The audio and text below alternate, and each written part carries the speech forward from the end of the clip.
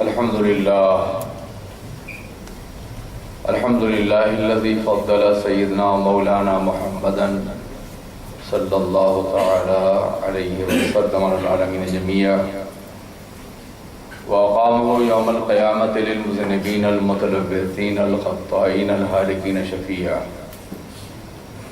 وصلى الله تعالى عليه وعلى كل من هو محبوب مرضي لديه صلاة تبقى وتدوم بدوام الملك الحي القيوم ونشهد أن لا إله إلا الله وحده لا شريك له ونشهد أن سيدنا ومولانا محمدا عبده ورسوله أما بعد فأعوذ بالله من الشيطان الرجيم بسم الله الرحمن الرحيم إن الله وملائكته يصلون على النبي يا أيها الذين آمنوا صلوا عليه وسلموا تسليما اللهم صل على سيدنا مولانا محمد معظم الجود والكرم وبارك الكرام أجمعين.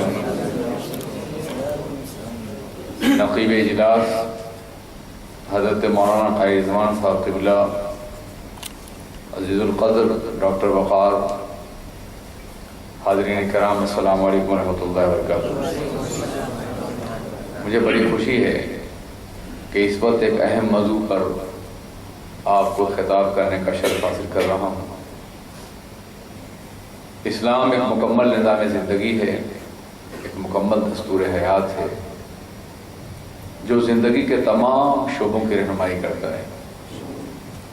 اسلام صرف دعاؤں کا مجموعہ نہیں ہے جیسا کہ بعض مذاہب تاثر دیتے ہیں، بلکہ اسلام کی میں معاشی زندگی، معاشرتی زندگی، تمدنی زندگی، اخلاقی زندگی، عائلی زندگی، انفرادی زندگی، اجتماعی زندگی، تجارتی زندگی، زراعتی زندگی، جتنے بھی شعبے ہیں انسانی حیات کے، سب کا اسلام نے احاطہ کر رکھا ہے.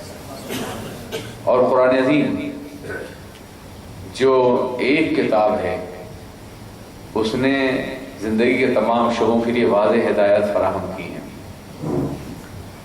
قرآن عظیم قانون کی کتاب ہے، دستور اور ضابطے کی کتاب ہے، مگر آپ جانتے ہیں کہ دنیا میں مقننین قوانین تشکیل دیتے ہیں، اور جو لوگ قانون پڑھتے ہیں، لا پڑھتے ہیں، انہیں معلوم ہے کہ ایک ایک شعبے پر ہزاروں کتابیں ہوتی ہیں، کرمنل لا پر، سوشل لا پر، دوسرے قوانین پر، آرادی کے متعلق. پھر نظیروں کے ذریعے کتابوں میں اضافہ ہوتا جاتا ہے. مگر قرآن تنہا ایک کتاب ہے اللہ کی جس کے بارے میں میرا دعویٰ یہ ہے کہ دنیا کا کوئی ایسا نظام نہیں ہے جس کے لیے باضابطہ اصول قرآن عظیم کے اندر موجود نہ ہو. یہ قرآن پاک کا وہ اعجاز ہے. آج 1400 سال سے زندگی کے ہر شعبے کے حوالے سے قرآن عظیم کی تشریح و تعبیر اور تفسیر کی جا رہی ہے، اور ابھی ہم اسلام کے بحر ناپیدا کنارے کھڑے سیکھیاں چن رہے ہیں. اس کے علاوہ ہم نے وہ تمام علوم حاصل نہیں کیے جو قرآن عظیم کے اندر موجود ہیں. ان میں تجارت کے ضابطے موجود ہیں. عزیزان ملت اسلامیہ، پیغمبر اعظم سرور کائنات محمد رسول اللہ کی مقدس زندگی اسوہ حسنہ ہے، رول ماڈل ہے، نمونہ ہے تمام طبقات انسانی کے لیے. یعنی ایک سربراہ مملکت کسی مملوک کے لیے، کسی عام آدمی کے لیے کوئی نمونہ نہیں بن سکتا ہے. ایک تاجر کسی کاشتکار کے نمونہ نہیں بن سکتا ہے، ایک کاشتکار کسی تاجر کے نمونہ نہیں بن سکتا ہے. دنیا میں مختلف خانوں میں زندگی بٹی ہوئی ہے اور طبقوں میں بٹی ہوئی ہے، مگر پیغمبر اعظم کے ہر ایک کے لیے مکمل نمونہ ہے. معاش کے ذرائع میں زراعت ہے، کاروبار، کھیتی باڑی ہے. میرے آقا نے باضابطہ کھجوروں کے درخت بھی لگائے ہیں اور دلوں میں ایمان کے بیج بھی ہوئے ہیں. حضور سید عالم سرور کائنات محمد رسول اللہ علیہ وسلم نے فرمایا کہ اگر میں تمہیں بتا دوں کہ زمینوں کو، بنجر زمینوں کو آباد کرنے کا اور قابل کاشت کرنے کا کتنا ثواب ہے تو دنیا میں کوئی بھی زمین بنجر نہ رہ جائے گا. میرے آقا فرماتے ہیں کہ تمہارے پاس اگر اتنا وقت ہے کہ ایک درخت لگا سکو اور مرنے والے تو درخت کو لگائے بغیر نہ مرو. یہ جانتے ہیں آپ کہ مرنے والا درخت لگائے تو پھل نہیں کھائے گا، سایہ نہیں حاصل کر سکے گا، مگر میرے آقا تعلیم دینا چاہتے ہیں کہ صرف اپنے لیے کام نہ کرو، آنے والی نسلوں کے لیے بھی کام کرو. تم درخت لگاؤ گے اس کے سائے میں دوسرے بیٹھیں گے۔ آج درختوں کی جو اہمیت ہے وہ آپ کی نگاہوں کے سامنے ہے۔ یہ بات کون کہہ رہا ہے؟ پیغمبر صحرا، دا پرافٹ آف ڈیزرٹ کہہ رہا ہے کہ تم پوری دنیا کی زمین کو درختوں سے بھر دو، کل اس کی ضرورت پیش آئے گی، کل اس کا مطالبہ ہوگا، انسانی فطرت ڈیمانڈ کرے گی کہ درختوں کا سایہ بھی میسر آئے۔ آقا دو جہاں حضور رحمت عالم سرور کائنات صلی اللہ علیہ وسلم نے ارشاد فرمایا کہ الکاسب حبیب اللہ، ہاتھ سے محنت کرنے والا اللہ کا پیارا ہو جاتا ہے، محبوب ہو جاتا ہے۔ اگر وہ اللہ پہ بھروسہ رکھتا ہے، اللہ پہ یقین کرتا ہے، ہاتھ سے محنت کرتا ہے، کاسب ہے وہ، تو اللہ کا محبوب بن جاتا ہے۔ چاہے وہ کتنا ہی چھوٹا کام کر رہا ہو، لوہار کا کام کر رہا ہو، بڑھئی کا کام کر رہا ہو، ٹیلر کا کام کر رہا ہو، کپڑا بنانے کا کام کر رہا ہو، کپڑا بیچنے کا کام کر رہا ہو، کچھ بھی کر رہا ہو، وہ اللہ کا حبیب ہے۔ یہ اس لیے تاکہ کہیں بھی کوئی کمزور انسان، کوئی عام ورکر، کوئی معمولی کام کرنے والا اپنے کو ذلیل محسوس نہ کرے، دنیا جو بھی چاہے کہے، مگر محنت وہ کرے اس لیے کہ وہ اللہ کا حبیب ہے۔ میرے آقا حضور سید عالم کی بارگاہ میں ایک صاحب تشریف لائے، کہا یا رسول اللہ میں ضرورت مند ہوں، مجھے کچھ عطا کیجیے۔ آپ نے فرمایا کہ تمہارے پاس کچھ ہے؟ کہا ہاں، گھر میں ایک پیالہ ہے، چادر ہے، کہا لے آؤ۔ وہ جا کے پیالہ اور چادر لائے، آپ نے اسے نیلام کیا۔ ایک صحابی نے 3 دینار قیمت لگائی، ایک نے 4 دینار، آپ نے بیچ دیا، اور پھر اس کی اجازت سے، اور پھر کہا کہ جاؤ جنگل سے لکڑیاں، کلہاڑی لاؤ بازار سے۔ وہ لے کر کے آیا، آپ نے جب تک کلہاڑی لایا تھا اپنے ہاتھ سے لکڑی دستہ ٹھوک دیا اس کے اندر، اور فرمایا جاؤ جنگل سے لکڑیاں کاٹو، مدینے کے بازار میں بیچو۔ میں نہیں چاہتا کہ قیامت ہے تم اٹھو تو تمہارے چہرے پہ اپنا گوشت نہ ہو، یعنی بھیک مانگو گے، دوسروں کا دیا ہوا ہوگا اتر جائے گا، ہڈیاں رہ جائیں گی، تم اپنی محنت سے کماؤ۔ 10 روز کے بعد وہ شخص آیا تو بڑا خوشحال تھا۔ آپ نے پوچھا کیا حال ہے؟ تو کہا کہ 10 درہم بچے ہیں یا رسول اللہ۔ عزیزان ملت اسلامیہ، اس طرح سے اللہ کے رسول نے محنت پہ زور دیا۔ یہی وجہ ہے کہ اسلام کی تاریخ میں بے شمار ایسے افراد ہیں جن کے نام کے سامنے ہم جھکتے ہیں اور وہ محنت کش لوگ تھے۔ فریض العطار ہیں، عطر بیچتے تھے، فریض الدین عطار رحمۃ اللہ تعالیٰ علیہ، جنہوں نے ہلاکو اور چنگیز کی جنگوں کا مقابلہ کرتے ہوئے شہادت پائی۔ فریض العطار جن کا پدنامہ مشہور ہے، آپ جانتے ہیں۔ حضرت حلوائی رحمۃ اللہ علیہ جن کا کام حلوہ بیچنا تھا یا مٹھائیاں تشکیل کرتا تھا۔ نجار رحمۃ اللہ تعالیٰ علیہ جو لکڑی کاروبار کرتے تھے، کارپینٹر تھے۔ طباخ رحمۃ اللہ تعالیٰ علیہ جن کی ولایت پہ پوری دنیا کو اعتماد ہے، وہ چمڑے کاروبار کرتے تھے، دواغت کیا کرتے تھے۔ اس طرح سے کتنی ہی بڑی شخصیات ہیں جنہوں نے چھوٹے کام کیے ہیں اور تاریخ میں بڑے نام پیدا کیے ہیں۔ آج ان کی عظمتوں کا ہم اعتراف کرتے ہیں۔ ان تمام لوگوں میں جو طبقہ بہت زیادہ نمایاں ہے اسلام کی خدمت میں، وہ تاجروں کا طبقہ ہے۔ تجارت ایک بہت اہم ضرورت ہے پوری کائنات کی۔ میرے آقا نے درخت بھی لگائے ہیں، میرے آقا نے محنت پہ بھی زور دیا ہے، مگر خود آپ نے تجارت کی ہے اپنی زندگی میں۔ تجارت کو سنت بنا دیا ہے، تجارت کو عبادت بنا دیا ہے۔ تجارت کی اہمیت پیغمبر اعظم کی نگاہ میں تھی، کوئی اور کام منتخب کر سکتے تھے۔ تجارت کا انتخاب اس لیے کیا کہ پیغمبر اعظم کی نگاہ دیکھ رہی تھی کہ ایک دور وہ آئے گا جب پوری دنیا کی معیشت صرف تجارت میں مبنی ہوگی، اور آج وہ دور آپ کی نگاہوں کے سامنے ہے۔ صرف وہ منڈیاں کامیاب ہیں جہاں مال موجود ہوتا ہے، اور صرف وہ قومیں کامیاب ہیں جو پوری دنیا میں اپنا مال بیچنے کی صلاحیت رکھتی ہیں۔ میرے عزیز وقار اعظم بڑی تفصیل سے کہہ رہے تھے، میں نے کہا کہ کئی 100 سال گزر گئے ہیں، مسلمانوں نے اس میدان میں کوئی کام نہیں کیا ہے جسے نمایاں کام۔ تاجر ہیں ہمارے ساتھی، بہتر ہے، مگر کیا کوئی ایسا تاجر بھی ہے جس کا ایک مال پوری دنیا میں بیچا جا رہا ہو یا پورے ملک میں بک رہا ہو؟ کوئی ایسا انڈسٹریلسٹ ہے جس کی بنائی ہوئی ایک چیز پورے ملک میں نظر آتی ہو؟ ایک دکھا دیجیے آپ۔ کتنا بڑا المیہ ہے کہ ایسے دور میں جب انڈسٹری اور تجارت چھائی ہوئی ہے پوری دنیا میں، مسلمان بہت پیچھے ہے اس سلسلے میں۔ لیکن جو بھی ہیں اگر آج سے محنت کرنا چاہیں تو قوموں کی تقدیر ہفتوں، مہینوں اور سالوں میں نہیں، مدتوں بدلتی ہے۔ جیسا کہ ہمارے قائد امام صاحب نے کہا ہے، آپ اگر کلیکٹیو اجتماعی محنت کرنا چاہیں تو آپ سب کچھ ہو سکتے ہیں۔ یہ زمین آپ کی ہے، وسائل آپ کے ہیں، خدا کی تائید آپ کے ساتھ ہے، ایمان کی تائید آپ کے ساتھ ہے، آپ بڑے سے بڑا کام کر سکتے ہیں، بشرطے کہ آپ اپنے کو محدود محسوس نہ کریں، یہ نہ سمجھیں کہ ہم نے اتنا کما لیا تو یہ ہمارے لیے سب کچھ ہے اور آئندہ ہمیں اس کی کوئی ضرورت نہیں ہے. نہیں، آپ کو نہیں، آپ کی قوم کو ضرورت ہے، ملت کو ضرورت ہے، آپ کے مذہب کو ضرورت ہے، آپ کے دین کو ضرورت ہے. وہ کروڑوں غریب جو دانے شبینہ کے محتاج ہیں، ان کی ضرورت آپ بن جاتے ہیں اگر آپ نے سرمایہ کمایا. تو میرے آقا نے فرمایا کہ ایک شخص، یہ باضابطہ فقہ کا جزیہ ہے کہ ایک شخص رات بھر عبادت کرتا ہے اور ایک شخص اس لیے محنت کرتا ہے کہ وہ کچھ کما کر کے غریبوں کو کھلائے، تو اس کی محنت عبادت سے زیادہ قیمتی ہے. ہو یہ گیا ہے کہ ہم نے نماز پنجگانہ تو حق ہے، فرائض تو حق ہیں، لیکن یہ سسٹم قائم رکھا ہے کہ ایک شخص تجارت کر رہا ہے، چلو ہمارے ساتھ ایک سال کے لیے باہر چلو دین کی تبلیغ کرنے. تجارت کرتا ہوں، اللہ دے گا، رازق مطلق ہے. لے گئے، واپس آئے، تجارت بیٹھ گئی. اسٹوڈنٹ ہے، پڑھنا چاہتا ہے، چلو ہمارے ساتھ، واپس آئے، فیل ہو گیا. اسلام یہ نہیں ہے. اسلام زندگی سے فرار کا مذہب نہیں ہے. اسلام زندگی میں ڈوب کر کے جینے کا مذہب ہے، زندگی خطروں کو سنبھالنے کا مذہب ہے.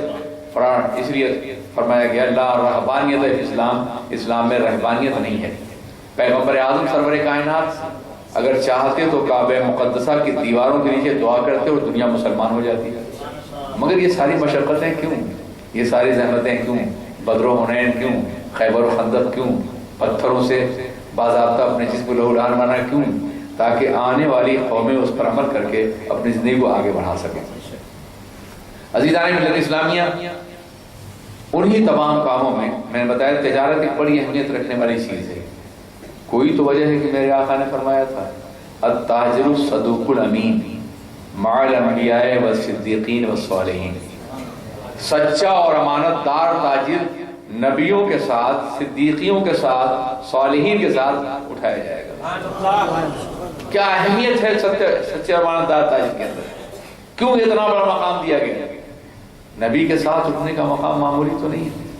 یہ تاجر کو کیوں عطا فرمایا گیا؟ اس لیے کہ ڈیلنگ میں، کاروبار کی ہزاروں افراد سے رابطہ ہوتا ہے، زندگی کے اور شعبے میں نہیں ہوتا.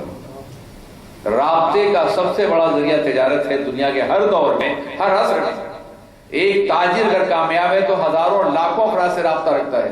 اگر وہ ایماندار ہے، سچا ہے، تو اس کا اثر دوسروں میں پڑے گا اور وہ کام کرے گا جو انبیاء اپنی دعوت سے کیا کرتے تھے. آپ نے دیکھا ہوگا کہ پوری دنیا میں اگر اسلام پھیلا ہے تو فاتحین کے ذریعے سے نہیں، تاجروں کے ذریعے پھیلا ہے.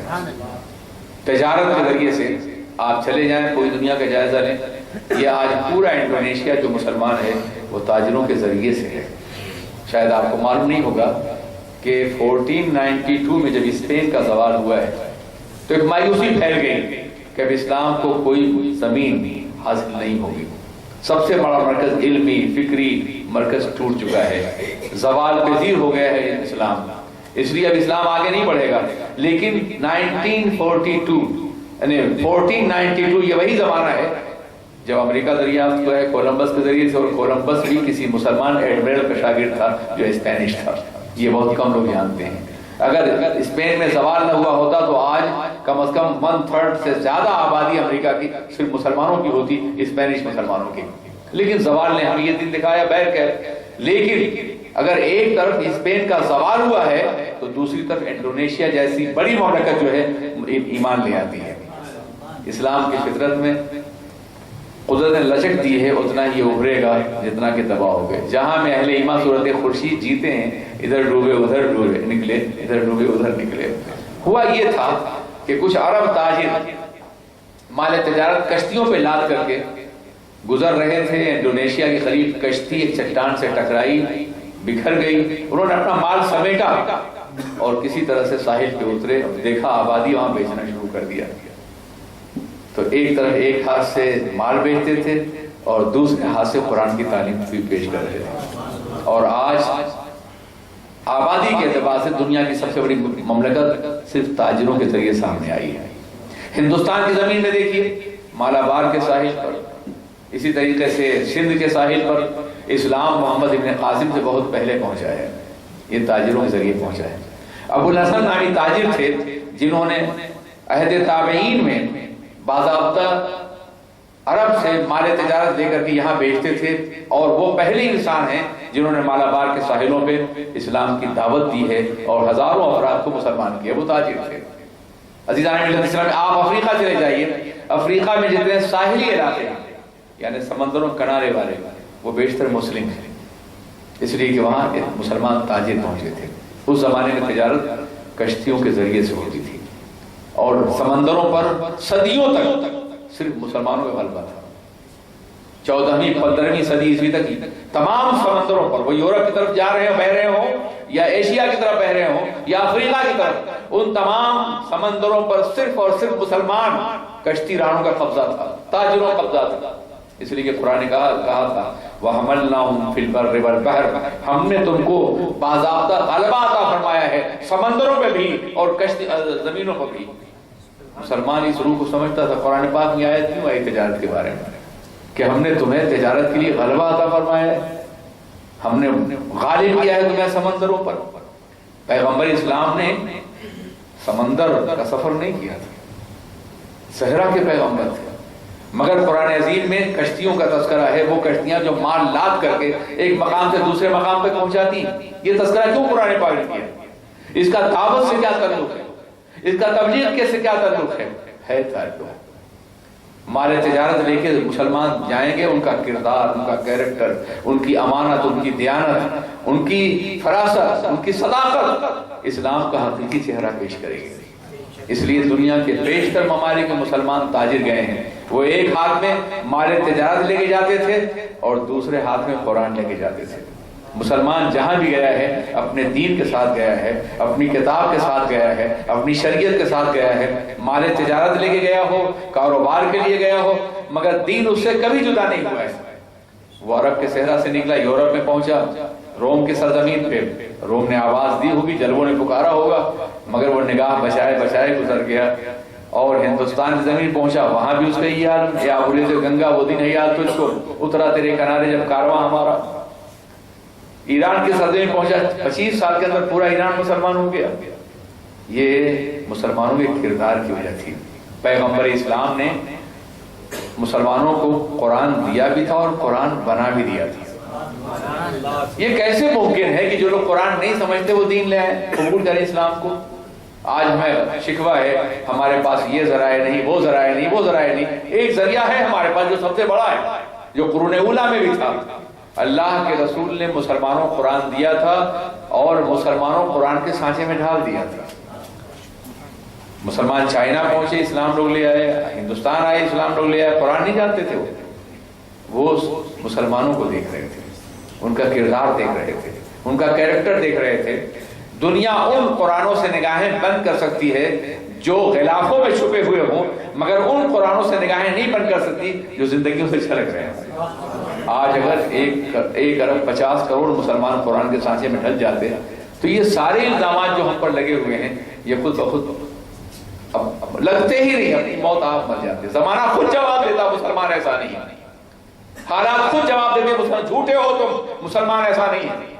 مگر آج ہمارے کردار نے، ہمارے طرز عمل نے اور ہماری عدم علم اور ہماری جہالت نے اس حد تک ہمیں ذلیل کر دیا ہے کہ دنیا ہمیں مختلف ناموں سے یاد کرتی نظر آتی ہے، جبکہ کہیں بھی ہمارا کوئی قصور نہیں، کہیں کوئی جرم نہیں۔ آپ اندازہ فرمائیں، لوگ کہتے ہیں ہم ٹیررسٹ ہیں۔ جی ہاں، ہم ٹیررسٹ ہیں اس لیے کہ ناگاساکی اور ہیروشیما کو ہم ہی نے تو تباہ کیا ہے، سزا دیا ہے۔ ہم ٹیررسٹ ہیں اس لیے کہ ہم نے 20 سال تک ایک قوم کو باضابطہ بمباری سے برباد کیا۔ ہم ٹیررسٹ ہیں اس لیے کہ عراق پر ہم ہی نے حملہ کیا تھا نا، اور وہاں کارپیٹ بمی کی تھی، اور ایران کے اوپر، اور کیا نام ہے اس پر، افغانستان پر ٹیررسٹ ہم ہی ہیں۔ تم کروڑوں کو مارو تو بہت ہی صاحب عدل و انصاف ہو، اور کہیں سے کسی مسلمان جذباتی بنیاد پر، اسلام کی بنیاد پر نہیں۔ قرآن یہ کہتا ہے کہ جس نے ایک انسان قتل کیا اس نے پوری انسانیت قتل کیا۔ You killed one person, you killed the entire humanity۔ یہ قرآن کا دعویٰ ہے۔ ایک جان بچائی، پوری انسانیت بچایا۔ قرآن کہتا ہے وَلَا تَزِرُ وَازِرَةٌ وِزْرَ أُخْرَىٰ، کسی ایک کے جرم میں دوسرے پر کو سزا نہیں دی جائے گی۔ قرآن تو اس پر کر ہی نہیں سکتا ہے۔ لیکن ہوتا کیا ہے کہ جب زمین میں کیسز ہوتی ہیں، تو وہ نکلنا چاہتی ہے. زمین پولی ہے تو شبنم بن کے نکلتی ہے. زمین سخت ہے تو لاوا بن جاتی ہیں, آتش فشا بن جاتی ہیں. تو سخت زمین ہوگی تو یہ سب کچھ پیدا ہوگا. زمین نرم کر دو, خود بخود مر جائے گا. جن ملکوں میں سختیاں ہوگی وہاں یہ پیدا ہوگا. اس کے لیے مسلمان ہونا ضروری نہیں. نہ معلوم کتنے ایسے ملک ہیں جہاں مسلمان نہیں ہے, ٹیررزم موجود ہے سختیوں کی بنیاد پر. سختیاں بند کر دو, یہ ختم ہو جائے گا. اس کے اسلام سے کوئی تعلق نہیں ہے. لیکن بہرکیف کہا جاتا ہے کہ اسلام ٹیررزم کا نظام اور مسلمان ٹیررزم ہیں جہاں ہیں. یہ بات بڑی عام کی جاتی ہے کہ اسلام تو نہیں تعلیم دیتا اور مسلمان ہی ٹیررسٹ ہے. عزیزان ملت اسلامیہ, یہ سارے الزامات اس لیے کہ ہم نے قرآن کی تعلیمات کو چھوڑ دیا ہے, پیغمبر اسلام کے مقدس نظام زندگی کو چھوڑ دیا ہے. عرب کے تاجر دنیا بھر میں پھیلے, انہوں نے اسلام کی بہترین تبلیغ کی. بہترین ایک تاجر چائنا میں گیا, سنکیانگ کے علاقے میں, وہاں گرفتار کر لیا گیا. 3 سال تک وہ چین کی قید میں رہا. جب خاقان چین مرا اور دوسرا بادشاہ آیا تو اسے آزاد کیا گیا. جب وہ آزاد ہوا تو چائنا میں 3000 قید خانے میں سے کلمہ پڑھتے ہوئے لوگ نکلے تھے. 3000. آج بھی وہ 3-4 کروڑ کی تعداد میں ہے. اور جب کمیونزم میں انقلاب نہیں تھا تو 5 کروڑ مسلمان تھے وہاں. یہ کیوں ہوا؟ کردار یوسفی, جناب یوسف کو قید کیا گیا تھا. اور پھر انہوں نے اس لیے قید کیا گیا کہ ایک عورت کی خواہش کو پورا نہیں کرنا چاہتے تھے وہ. اور انہوں نے کہا کہ اے اللہ, یہ 12 سال کی قید اس گناہ کی دعوت سے میرے لیے بہتر ہے جس کی طرح لوگ مجھے بلا رہے تھے. تو ایک پاکیزہ شباب حالات کو بدل دیتا ہے. مسلمان تاجر امانت کی بنیاد پر, دیانت کی بنیاد پر, صداقت کی بنیاد پر دین کی تبلیغ کا سب سے بڑا ذریعہ بن گئے تھے. اس لیے فرمایا گیا کہ نبی بھی تبلیغ کے لیے آتے ہیں, صدیق بھی آتے ہیں, صالحین بھی آتے ہیں, اور تاجر اپنی تجارت کے ذریعے سے تبلیغ دین کرتا ہے. خاموش تبلیغ جس کے اثرات بہت زیادہ مرتب ہوتے ہیں. کاش ہمارے تاجر آج بھی ویسے ہوتے. کاش اللہ ہمیں وہ حوصلہ اور جرأت دیتا کہ جس کی بنیاد پر ہم ایمان, اخلاص, صداقت, امانت اور دیانت کی بنیاد پر پیغمبر اعظم کی سنت کے مطابق تجارت کرتے ہیں. اللہ کے رسول میرے آقا حضور سید عالم صلی اللہ علیہ وسلم نے سختی سے منع کیا ہے کہ کہیں بددیانتی نہ ہونے پائے تجارت میں. آپ مدینے کے بازار میں گئے, آپ نے دیکھا کہ جو کا ڈھیر لگا ہوا ہے, خشک ہے, ڈرائی ہے, جب اندر ہاتھ ڈالا تو بھیگا ہوا ہے. آپ نے ناراضگی کے ساتھ میں جو دکھاتے ہو وہی بیچو. آپ اندازہ فرمائیں تجارت کا یہ عالم ہے کہ اسلام کو تاجر سے جتنا فائدہ پہنچا ہے کسی اور طبقے سے نہیں. آپ قرون اولیٰ کے جائزہ لیے ابتدائی اسلام کا حضرت خدیجہ رضی اللہ تعالیٰ عنہ تجارت کرواتی تھی نا, ان کا مال تجارت شام اور یمن کی منڈیوں میں توازن بن جاتا تھا. جب جاتا تھا تو یہ منڈیاں بھر جاتی تھی. شاید ہی مکے کا کوئی تاجر ایسا دیکھیے کہ مکے میں تجارت ہوتی تھی اور مدینے میں زراعت ہوتی تھی. یہ دو الگ الگ تھے. مدینے میں کاشتکار تھے اور مکے میں تاجر تھے. پیغمبر اعظم کو تاجروں کی زمین پہ کیوں پیدا کیا گیا؟ کوئی نہ کوئی وجہ تو رہی ہوگی نا.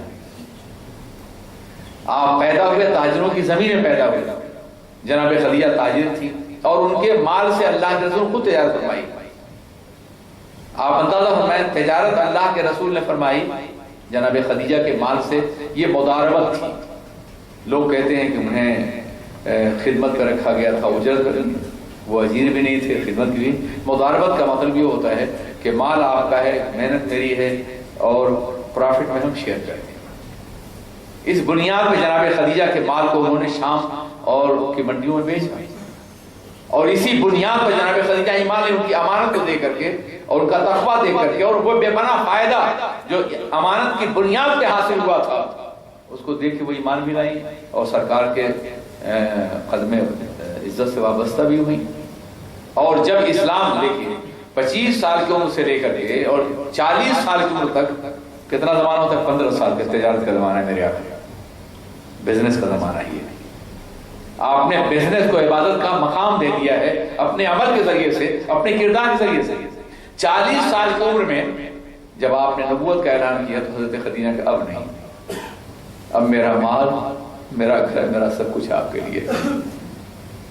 آپ جتنی دیر تجارت کریں گے اس سے زیادہ لوگوں کو جہنم کے دیکھتے ہوئے شولوں سے کھینچیں گے. اور پھر جناب خدیجہ کا سارا مال جو یمن اور شام کی منڈیوں میں باضابطہ طور پہ چھایا ہوا تھا, وہ مال دین کے راستے میں خرچ ہو گیا. اگر وہ نہ ہوتی تو اسلام آج یہاں نہیں پہنچتا. میرے آقا آزادانہ تبلیغ نہیں کر سکتے تھے, انہیں محنت کرنی پڑتی, تجارت کرنی پڑتی, وقت لگانا پڑتا, مگر انہوں نے کہہ دیا نہیں, اب اس کے بعد میں اور میرا مال سب کچھ اللہ کے دین کے لیے وقف ہے. عزیزان ملت, اور یہ عالم ہوا پھر کہ جب آخری ایام آئے ہیں جناب خدیجہ کے, سب سے بڑے تاجر خویلد کی بیٹی, بے پناہ سرمایہ داران ماحول میں پلی, بے پناہ راحتوں کی حامل, مگر فاقے ہونے لگے. اور جب وصال کا وقت آیا تو گھر میں چراغ میں روشنی نہیں تھی, تیل نہیں تھی. کئی روز سے فاقے سے وہ بھی تھی, جناب فاطمہ بھی تھی رضی اللہ تعالی عنہ. ایسے وقت میں مکے والوں نے سوشل بائیکاٹ کر رکھا تھا کہ ان کے گھر کوئی نہیں جائے گا, ان سے کاروبار کوئی نہیں کرے گا, انہیں کوئی چیز دے گا نہیں. جب انتقال کے لمحات آئے تو عتب نام کی ایک سہیلی آئیں, خاموشی سے چھپ کر کے, ابھی ایمان نہیں لائیں. خدیجہ مشورہ ہو رہا ہے باہر, قریش کے لوگ کہہ رہے ہیں کہ اگر وہ انتقال کر جائیں تو مکے قبرستان میں دفن کیا جائے گا, ہم ان کا جنازہ نہیں اٹھائیں گے, بڑی توہین ہوگی. خدیجہ میں تمہاری سہیلی ہوں, چھپ کر کے آئی ہوں, ایک مرتبہ مجھے گواہ بنا کے کہہ دو کہ میں نے نبی کا کلمہ نادانی سے پڑھ لیا تھا, تو پورا مکہ اپنی بیٹی کے جنازے کو اٹھائے گا. بڑا احسان ہے تمہارے باپ کا مکے والوں کے اوپر. جناب خدیجہ ایسی حالت میں بیٹھ گئے اور کہا کہ تم کیا کہہ رہی ہو, 1000 بار عقل و شعور نے میرے قدموں کو بوسہ دیا ہوگا تو میں نے کلمہ پڑھا ہے. تم یہ کہتی ہو مکے والے مجھے دفن نہیں کریں گے, زمینیں عظمت الہی میں دفن کی جاؤں گی, فرشتے اٹھائیں گے میرا جنازہ, مجھے اپنے رب کی غیرت پہ بھروسہ ہے. جناب عتب نے یہ سنا تو بے ساختہ پڑھ لیا, اشہدو ان لا الہ الا اللہ و اشہدو ان محمدا عبدہ و رسولہ. عتب تم بھی مسلمان ہو گئی؟ کہا ہاں. خدیجہ, یہ جملہ سنیں, خدیجہ کتنے عظیم لوگ تھے وہ. لوگ کہتے ہیں ان پڑھ تھے. خدیجہ جو مذہب اپنے ماننے والوں کو ایسا یقین دیتا ہو کہ موت کا چہرہ بھی یقین کے چہرے کو مزمحل نہ کر سکے, وہ مذہب جھوٹا نہیں ہو سکتا ہے. ایسے موقع میں بڑے بڑے لوگ ہتھیار ڈال دیتے ہیں جب موت سامنے ہوتی ہے. اللہ کے رسول آئے اور پوچھا خدیجہ تمہارا حال کیسا ہے, تو آپ نے فرمایا کہ جتنی دیر میرا حال پوچھیں گے اتنی دیر میں کسی انسان کو جہنم کے دیکھتے ہوئے شوروں سے کھینچ دیے, جائیے اور اپنا کام کیجیے, میرا حال خالق احوال کے حوالے کیجیے, میں اپنے رفیق کے رفیق اعلیٰ سے ملنے جا رہی ہوں, اس سے بڑا اعزاز اور کیا ہوگا. تو میں کہا کہ یہ تاجر خاتون سب سے پہلا احسان مالی اعتبار سے اگر کسی کا ہے تو ایک تاجر خاتون کا ہے جو ہماری ماں ہے, جو جناب خدیجہ ہے. انہوں نے اسلام کو اس وقت سہارا دیا جب کہیں کوئی سہارا نہیں تھا. بعد میں جب اللہ کے رسول نے اور بھی شادیاں فرمائیں تو کسی خاتون نے کہا کہ حضور آپ ایک بوڑھی خاتون کو اتنا یاد کرتے ہیں. آپ کو معلوم ہے کہ آپ کی عمر 25 سال تھی, ان کی عمر 40 سال تھی, اور آپ نے ایک بیوہ کو اس لیے اپنے دامن سے وابستہ کیا تھا کہ بیوہ کو ام المومنین بنا دیا تھا, کہا تاکہ دنیا میں کوئی بیوہ سے نفرت نہ کر سکے. آپ اندازہ فرمائیں. تو آپ ایک خاتون کا حضور آپ مجھے بہت یاد کرتے ہیں, وہ تو بوڑھی تھی, آپ کو اللہ نے ان سے زیادہ با وقار خواتین عطا فرمائی ہیں. تو آپ نے فرمایا خبردار یہ بات مت کرو, تم لوگ اس وقت آئی ہو میرے حرم میں جب کہ اللہ نے شادی عطا فرمائی. خدیجہ اس وقت تھی جب مجھ پہ مظالم کے پہاڑ توڑے جاتے تھے, میں پتھر کھا کے زخمی ہو کر کے گھر آتا تھا تو وہ تسلی دیا کرتے تھے. تو پہلا احسان ایک تاجر خاتون کا ہے ملت اسلامیہ پر. اگر وہ نہ ہوتی تو 40 سال سے لے کے اگلے بہت زمانے تک پیغمبر اعظم آزادانہ تبلیغ نہیں فرما سکتے تھے. دشواریاں ان کو پیش آتی, کرتے تو ضرور لیکن معاشی ضرورتیں بھی تو ہوتی تھی نہیں. اس کے بعد دوسرا بڑا احسان جناب صدیق اکبر کا ہے, وہ بھی تاجر تھے. کتنی قداور شخصیات تاجر ہیں, جناب عثمان, جناب صدیق اکبر رضی اللہ تعالیٰ عنہ. جناب صدیق رضی اللہ تعالیٰ عنہ کا یہ عالم تھا, اتنا مال تھا ان کے پاس اسلام قبول کرتے وقت کہ جب حضرت بلال حبشی کو ان کے ظالم آقا نے سزا دینا شروع کر دیا, پتھر پہ کھینچتا, سینے پہ پتھر رکھتا, تپتی ہوئی ریت پر, تب آپ گئے اور کہا کہ میرے بلال کو آزاد کر دو. اگر تم اس کے برابر تول کے بھی سونا لوگے تو میں دوں گا. پتا چلا کہ بلال کے برابر تول کر کے سونا دینے کی صلاحیت تو تھی نا, اتنا مال تو تھا ان کے پاس, اتنی دولت تھی. دوسرا واقعہ وہ ہے کہ جب اللہ کے رسول صلی اللہ علیہ وسلم سید عالم صلی اللہ علیہ وسلم کے اوپر سورہ روم نازل ہوئی، الف لام میم غلبت الروم. ہوا ایسا تھا کہ ایران اور روم میں جنگ ہوئی، کرسچین شکست کھا گئے، ایرانی کامیاب ہو گئے. تو مکے والوں نے قہقہا لگانا شروع کر دیا، طنز کرنا شروع کر دیا. وہ اہل کتاب تھے وہ ناکام ہو گئے، اور وہ ایران والے مشرک تھے بت پرست سے کامیاب ہو گئے، اس لیے ہم بھی کامیاب ہوں گے، تم اہل کتاب ہو تم ناکام ہو گئے. یعنی مسلمانوں سے طنز کی بات. تو یہ آیت کریمہ نازل ہوئی کہ یہ تھوڑے دنوں کے لیے کامیاب ہوئے اور پھر روم غالب ہو جائے گا. کوئی امکان نہیں تھا روم کے غلبے کا، کوئی شک نہیں تھی. روم کا بادشاہ ہرقلیہ چھوڑ کے بھاگ چکا تھا، فوج منتشر ہو گئی تھی. ایسے موقع پہ قرآن کا یہ کہنا کہ روم پھر غالب ہوگا، یہ قرآن کی صداقت ہے. آپ پڑھیے اور مطالعہ کیجیے اور اس وقت کی حالت کا جائزہ لیجیے.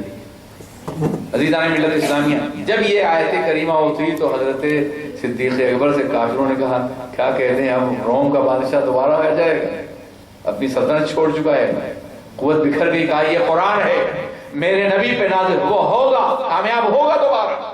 کہا شرط بدلو. چنانچہ 300 اونٹوں کی شرط لگی.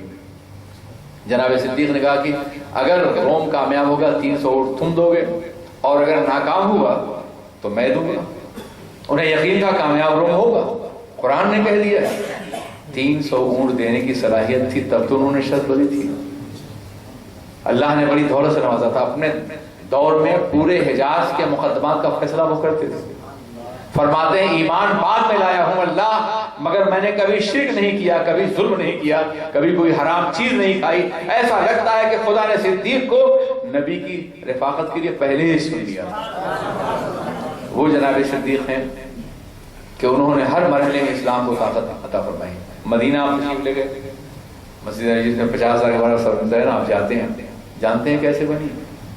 حضور نے فرمایا میری اونٹنی جہاں بیٹھے گی، ان ناقتی ہذہ مامورۃ من اللہ، یہ میری اونٹنی معمور ہے اللہ کی طرف سے، جہاں بیٹھے گی وہاں مسجد بنے گی. مدینے میں گھومی وہاں بیٹھ گئی جہاں مسجد ہے. آپ نے پوچھا یہ زمین کس کی ہے؟ کہا 2 یتیموں کی. فرمایا بلایا جائے انہیں. یتیموں کو بلایا گیا. آپ نے کہا یہ زمین بیچ دو، ہم مسجد بنانا چاہتے ہیں. کہا حضور آپ مسجد بنا رہے ہیں، ہم بیچیں گے؟ بہت بڑی سعادت ہے کہ آپ کی مسجد ہماری زمین بنے. کہا نہیں تم لے لو اسے. شاید میرے آقا کو خیال آیا ہوگا کہ انسانوں کے بعد میں جھوٹے متولی حضرات یتیموں کی زمینیں چھین چھین کے مسجد بنانا شروع کر دیں.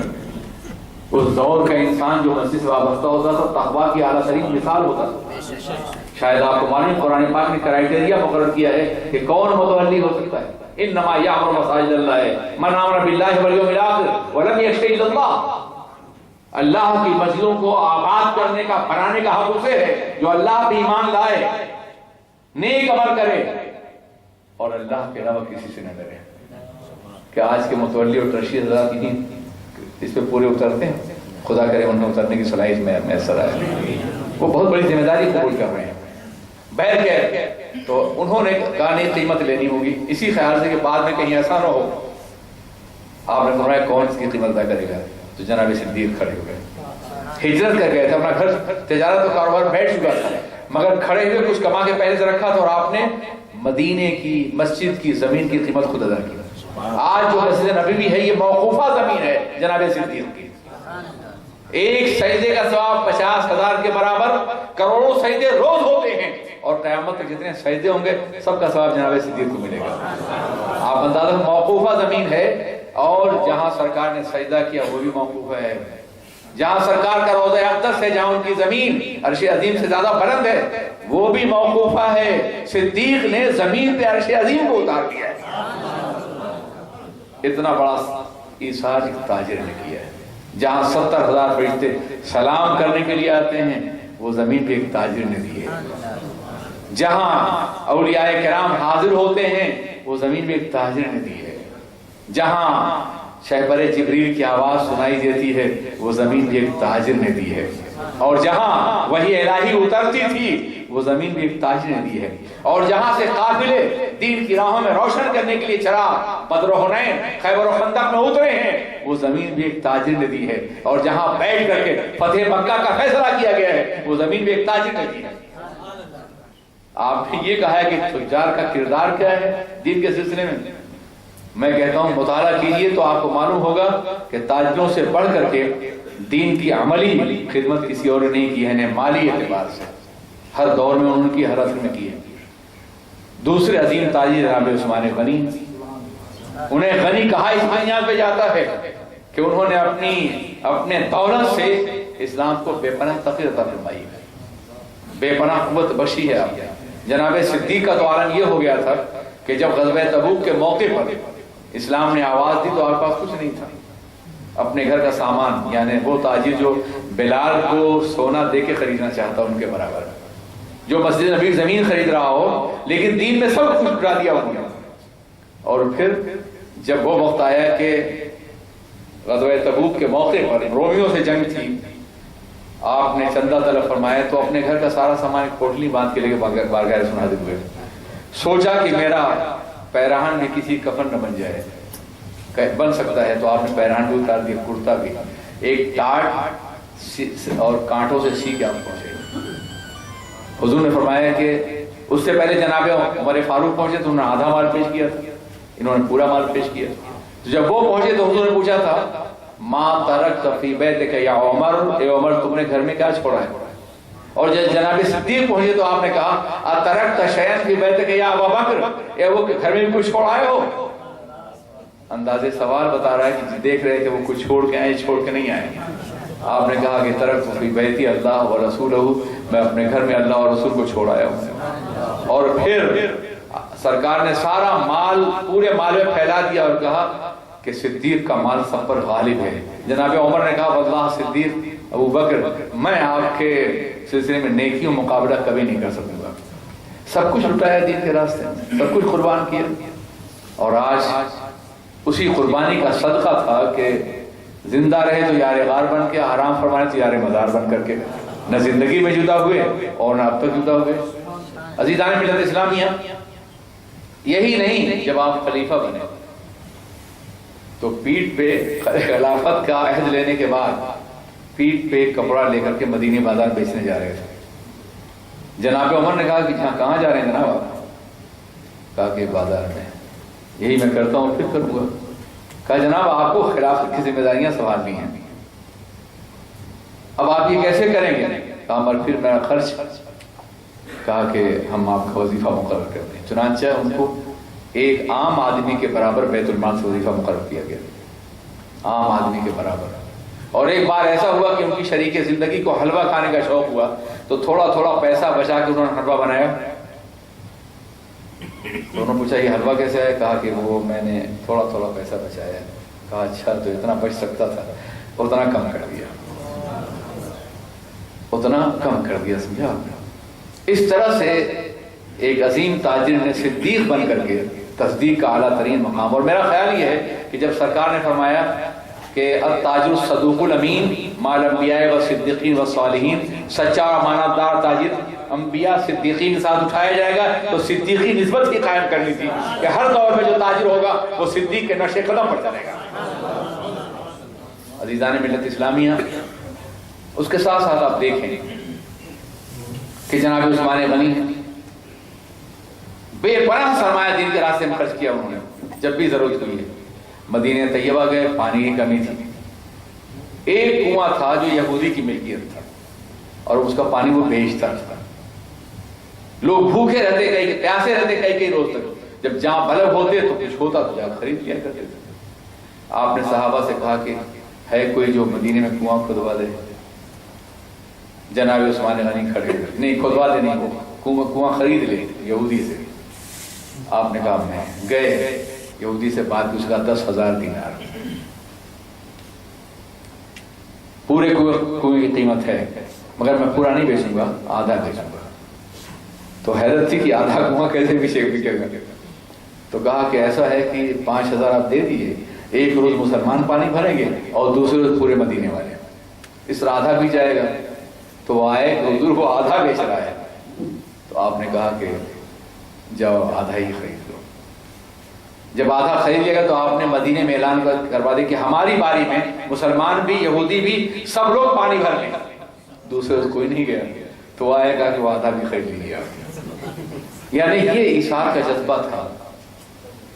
غزوہ تبوک کے موقع پر 300 اونٹ آپ نے اسلحے سے لدے ہوئے، مال سے لدے ہوئے بارگاہ رسول نے پیش کیے، اور تو اللہ کے رسول اب جو تم جو چاہو کرو، کل تم سے کوئی مواخذہ نہیں ہوگا۔ سرکار نے غنی کا مقدمہ، تاجر تھے، تجارت کرتے تھے، مدینے میں قحط پڑا، بہت سے لوگ بھوکے مرنے لگے، آپ نے آپ کا 300 اونٹوں سے لدا ہوا مال شام سے پہنچا، غلوں سے۔ تاجر دوڑ پڑے، موقع سے فائدہ اٹھانے والے، حضور بیچ دیجیے۔ کیا دیں گے آپ؟ کہا دگنا فائدہ دیں گے، آپ کی قیمت کا 3 گنا دیں گے۔ آپ نے کہا کہ ایک تاجر مجھے 10 گنا دے رہا ہے، دو گے تو؟ کہا کہ حضور مدینے کے تاجر تو ہم ہی ہیں، بھلا آپ کو 10 گنا کون دے رہا ہے؟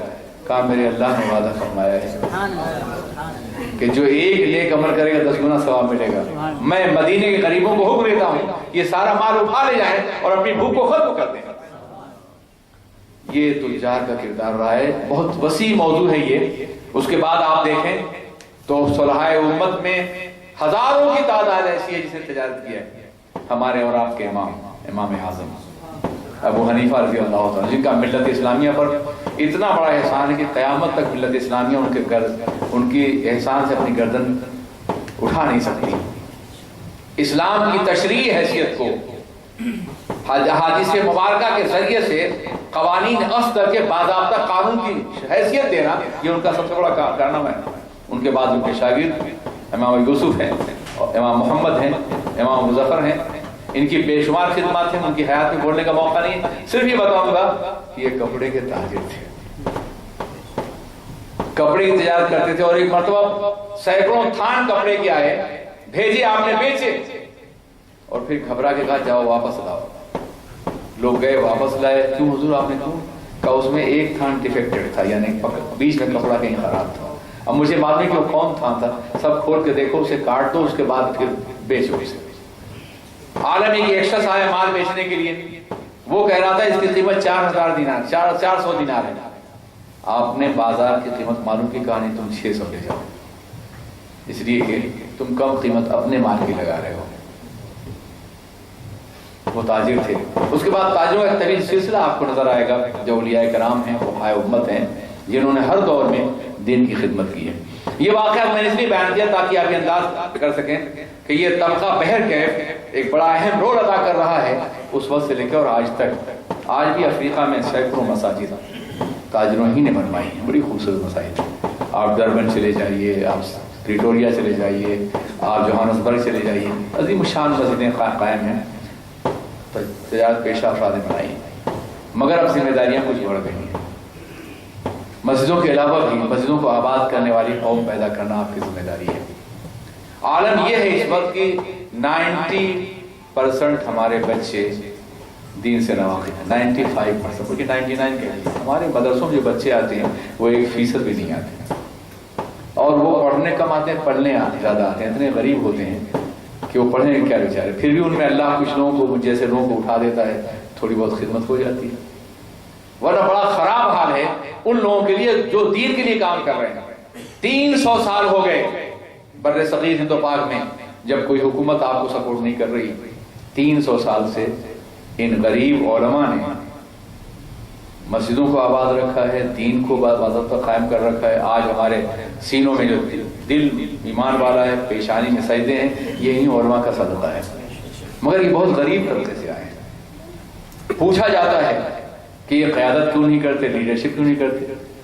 ایک ایسا انسان جو پلا ہو اس ماحول میں جو آپ نے اس کو دے رکھا ہے، تو کسی سرمایہ دار کی کلائی تھام پکڑ کے روک کیسے سکتا ہے اسے؟ کیا دین کی خدمت کرنا ہمارے تاجر طبقے کی ذمہ داری نہیں ہے؟ دین پڑھانا کیا یہ ہمارے اپر کلاس کی ذمہ داری، لوور اور مڈل کلاس کی ذمہ داری نہیں ہے؟ کیا یہ ساری ذمہ داری ہم غریبوں کی ہے، فاقہ کشوں کی ہے، جن کے پاس نہ کپڑے ہیں نہ کھانا ہے؟ آپ اپنے بچوں کو دین کیوں نہیں پڑھا رہے ہیں؟ تجارت بھی کروائیے مگر دین بھی پڑھائیے۔ میرے عزیز ساتھیو، اگر آپ کو یہ لگتا ہے، یہ محسوس ہوتا ہے کہ آپ کا بچہ غریب بچوں کے ساتھ نہیں بیٹھ سکتا، غربت لگ جائے گی اس کے دامن سے، تو خدا را اپنے معیار کا اسٹینڈرڈ کا اسکول قائم کیجیے، دینی اسکول۔ مگر کھیجیے، اس لیے کہ آگے اگر دین بچے گا تو صرف تعلیم کے ذریعے سے، دوسرا کوئی راستہ نہیں ہے۔ آپ لارڈ میکالے کے نظام تعلیم پر، انگلش نظام تعلیم پر لاکھوں خرچ کرتے ہیں، اور رسول اللہ کے نظام پر اپنے بچے کے لیے کچھ بھی خرچ نہیں کر سکتے۔ اگر آپ چاہیں، یہ پیغام ہے آخری، اگر آپ چاہیں اللہ تو آپ کا بچہ گریجویٹ ہوتے ہوتے عالم بھی ہو سکتا ہے۔ 6 سال کی عمر سے کسی اچھے عالم سے اپنے ماحول میں، ہر محلے میں مدرسہ قائم کیجیے، ہر علاقے میں قائم کیجیے، اور ان بچوں کے معیار قائم کیجیے جو آپ کے بچے ہیں۔ علماء کو اچھی تنخواہیں دیجیے، آپ دے سکتے ہیں۔ مسجدوں میں لاکھوں موجود ہوتے ہیں اور علماء کو 2,500-3 ہزار دیتے ہیں آپ، جس میں آپ کا ناشتہ بھی نہیں ہو سکتا ہے، آپ کے بچے کی پاکٹ خرچ بھی نہیں ہو سکتی۔ کیا کر رہے ہیں آپ رسول پاک کے غلاموں کے ساتھ؟ کیا سلوک کر رہے ہیں؟ کبھی خدا کی بارگاہ میں جواب دہی کا احساس نہیں ہوا آپ کو؟ بہرکیف آپ کوشش کیجئے کہ اپنے ہر محلے میں جہاں آپ رہتے ہیں ایک چھوٹا سا مدرسہ قائم کر دیں۔ آپ کا بچہ وہاں جائے، اپنے معیار سے، کرسی ہو، میز ہو، اچھا ماحول ہو، وہاں پڑھے، اور 6 سال سے لے کے 20 سال تک اگر مسلسل 1 گھنٹہ وہ دے تو اللہ گریجویٹ ہوتے ہوتے عالم بھی ہو جائے گا، اور یہ مسٹر اور ملا کی تقسیم ختم ہو جائے گی۔ ہر بچے کو علم پڑھنا ہے، یا پھر ان اداروں کا تعاون کریں جو ادارے یہ کام کر رہے ہیں۔ مولانا شاکر نے ضرورت کو محسوس کیا، میں 22 سال سے مسلسل ان کی دعوت پر آ رہا ہوں، تھوڑی سی امید ہے، خدا کرے بہت بڑی امید قائم ہو جائے، اور وہ یہ ہے کہ وہ ایسے ادارے قائم کر رہے ہیں جہاں آپ کے بچے بھی پڑھ سکیں، دین پڑھ سکیں، سائنس بھی، انگلش بھی، میتھ بھی، دوسرے کے ساتھ دین بھی پڑھ سکیں۔ انہوں نے درجنوں ادارے قائم کیے، اور پورے ملک میں اداروں کے قیام کا منصوبہ ہے۔ آپ بھی ایسے ادارے قائم کریں، یا پھر ان کا تعاون کریں تاکہ وہ ایسے ادارے قائم کر سکیں۔ بہرکیف سنی دعوت اسلامی ایک تحریک ہے جس کا بنیادی مقصد یہ ہے کہ صرف ہم دعاؤں کا عادی نہ بنائیں، بلکہ امت مسلمہ کے بچوں کو اس قابل بنا سکیں کہ دنیا میں بھی کامیاب ہو اور آخرت میں بھی کامیاب ہو۔ السلام علیکم۔